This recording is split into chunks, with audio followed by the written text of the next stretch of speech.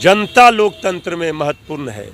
जनता पूरा दलित भाई देश का और बिहार का, वो श्री चिराग पासवान जी के साथ स्वर्गीय रामविलास पासवान जी के सपनों को पूरा करने के लिए खड़े हैं। चिराग पासवान जी ने भी कहा कि जेडीयू ने ये सारा खेल किया है, लेकिन जो लोग दिवा स्वप्न देख रहे हैं कि हम इस तरह का खेल करके हम बंगले में कब्जा कर लेंगे, ये इस बंगले में कब्जा करना आसान नहीं है।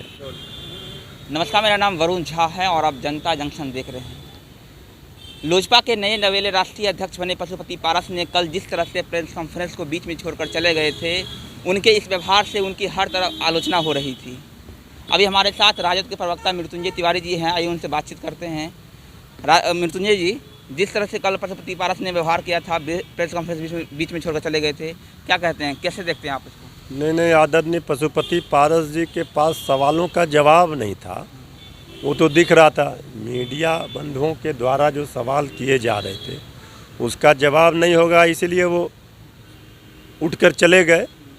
लेकिन बात ये नहीं है, दरअसल बात ये है, वो जिस झांसे में फंसे हैं, देर सवेर उनको ये सुबुद्धि आएगी, उनको ये एहसास होगा कि हम गलती हमसे हो गई है।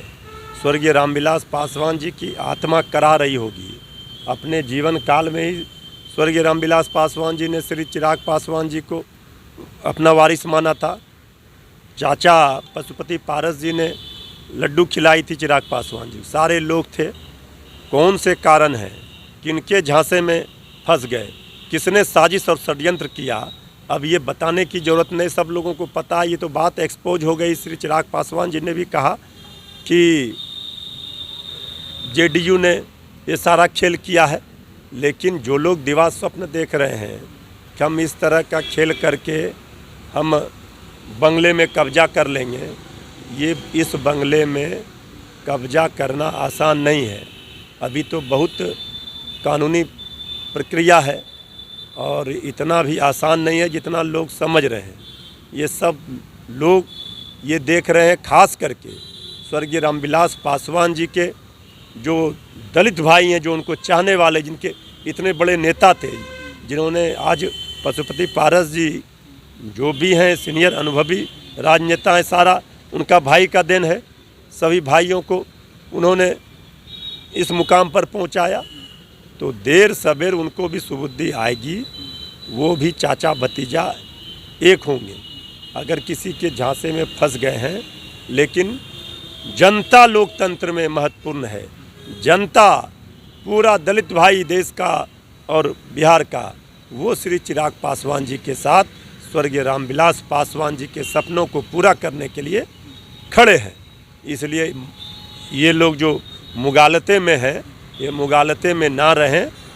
कहीं कोई स्वर्गीय रामविलास पासवान जी के बंगले में न आग लगा सकता है, न बंगले में कब्जा कर सकता है।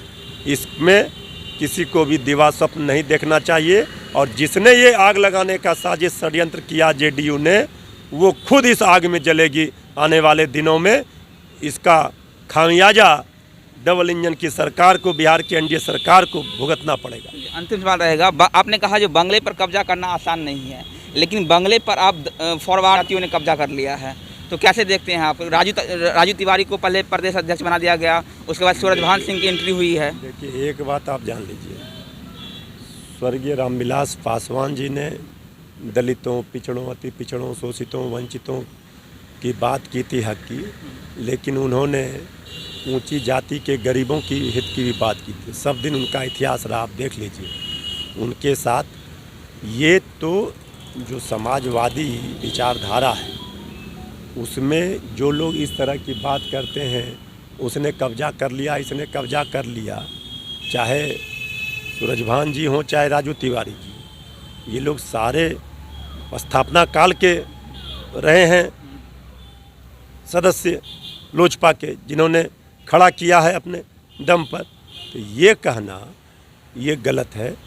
स्वर्गीय रामविलास पासवान जी सभी गरीबों, सभी दलितों भाइयों के नेता थे, और वो उनके जो चाहने वाले हैं वो आज श्री चिराग पासवान जी के साथ है, और जो लोग इस तरह का खेल जेडीयू के झांसे में आकर कर रहे हैं वो औंधे मुंह गिरेंगे, उनको कामयाबी नहीं मिलेगी। नीतीश कुमार जोर तोड़ के राजनीति कर रहे हैं। भाई नीतीश कुमार, आदरणीय नीतीश कुमार जी का तो ट्रैक रिकॉर्ड ही रहा है। इसके पहले भी एलजेपी को तोड़ा था, आरजेडी को तोड़ने का प्रयास किया था, फिर 5 एमएलसी को आरजेडी का तोड़ा था। अभी विधानसभा चुनाव के पहले अभी बसपा के, एलजेपी के एक विधायक को अभी तोड़ा है कुछ दिन पहले, फिर ये काम किया है। तो जेडीयू कोई पार्टी नहीं है, बटोरन है, जोड़कर तोड़कर। कांग्रेस को तोड़ा, श्री अशोक चौधरी जी वहाँ हैं।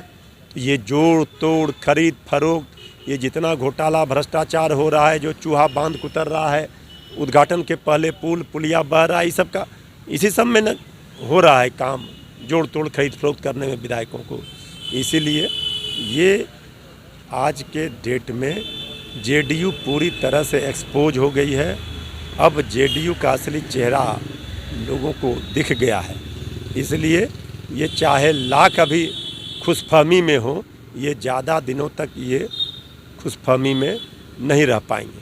ठीक है, ये थे राजनीतिक प्रवक्ता मृत्युंजय तिवारी जी, जिन्होंने साफ साफ कहा जेडीयू एक पार्टी नहीं बल्कि एक बटोरन पार्टी है और ये लूट जोड़ तोड़ के राजनीति करती है और ये ज़्यादा दिन तक टिक नहीं पाएंगे। तो बने रहिए हमारे साथ। मेरा नाम वरुण झा है, आप जनता जंक्शन देख रहे थे। बहुत बहुत धन्यवाद।